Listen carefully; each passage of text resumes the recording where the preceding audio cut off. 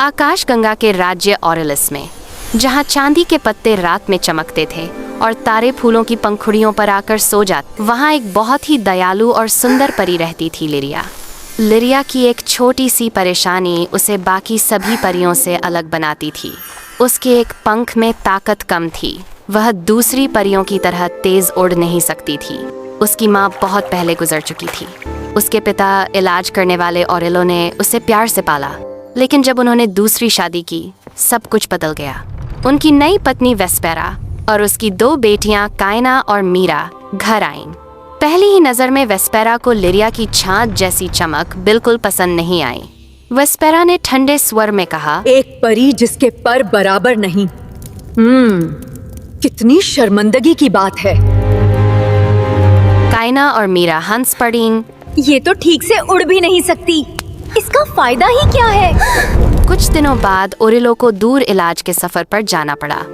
जैसे ही वह गए, वेस्पेरा का असली चेहरा सामने आ गया। लेरिया, आज से तुम पुराने खोखले दरख्त में रहोगी, घर के सारे काम करोगी और मुझे तुम दूसरी परियों की तरह आजाद उड़ती नजर ना आओ। लिरिया ने आंसू रोकते हुए सिर झुका दिया। उसके दोस्त सिर्फ रात में आने वाले चांदनी चूहे और छोटे छोटे जुगनू पक्षी थे। एक सुबह आकाश में रोशनी के नगाड़े बजे। बादलों के बीच एक चमकता संदेश उभरा।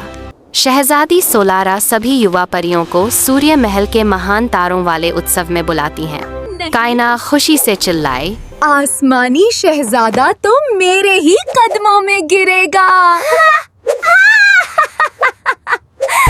वो मुझे चनेगा।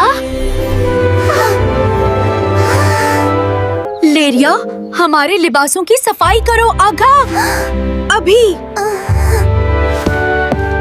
लिरिया दिन रात उनकी तैयारी करती रही। उत्सव की रात वे दोनों चमकते कपड़ों में चली गईं और लिरिया दरवाजे पर खड़ी उन्हें उदासी से देखती रही। उसने धीरे से कहा, काश मैं भी जा पाती। उसके आंसू जमीन पर गिरे ही थे कि कमरे में अचानक सुनहरी रोशनी फैल गई। रोशनी के बीच एक सुंदर परी उतरी, लंबी, चमकदार और सितारों जैसे पंखों वाली। वो मुस्कुराई, प्यारी लेरिया, रो मत, तुम भी जश्न में जाओगी। लिरिया हैरान हुई, मगर मेरे पर। असल खूबसूरती हम आहंग पर नहीं, दिल पर होती है। एस्ट्रा ने लिरिया के कमजोर पंख को छुआ। वह अब भी छोटा था, लेकिन उसमें से सितारों की रोशनी निकलने लगी। फिर उसने एक फाइन खोन को छूकर उसे चांदी का रथ बना दिया और जुगनू पक्षियों को छोटे उजले घोड़ों में बदल दिया। एक और जादू, लिरिया का पुराना फटा कपड़ा धुंध जैसा चांदी का गाउन बन गया। उसके पैरों में क्रिस्टल विंग जूते चमकने लगे। उसके बालों में सितारों की किरणें उतर आईं। जाओ मेरी बच्ची, मगर याद रखो, 12वें चांदनी पर जादू खत्म हो जाएगा। लिरिया जैसे ही आकाश महल में गई, सब परियों ने हैरानी से उसे देखा। कायना और मीरा भी उसे पहचान न सकीं। आकाश के राजकुमार उसके सामने रुके। सितारों जैसी परी, क्या आप मेरे साथ एक रक्स करेंगी? वे दोनों बादलों और चांदनी में घूमने लगे, जैसे 2 चमकते तारे हवा पर तैर रहे हों। लेकिन तभी 12वीं चांदनी, लिरिया घबराकर महल से बाहर उड़ गई। उड़ते हुए उसका एक क्रिस्टल विंग जूता गिर गया, जो राजकुमार के हाथ में आ गया। अगले दिन राजमहल के सैनिक वेस्पेरा के घर पहुंचे। कायना ने जूता पहना नहीं आया, मीरा ने पहना बिल्कुल नहीं आया। फिर लिरिया आगे बढ़ी। राजकुमार बोले, इसे भी आजमा लेने दो।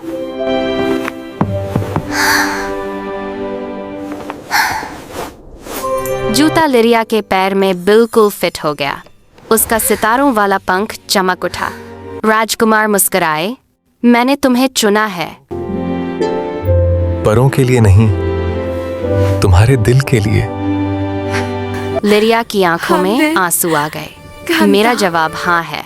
दोनों आसमान की ओर उड़ गए और लिरिया आशा की परी कहलाने लगी, जो याद दिलाती रही कि कमजोर पंखों वाली परियां भी सबसे ऊंचा उड़ सकती हैं।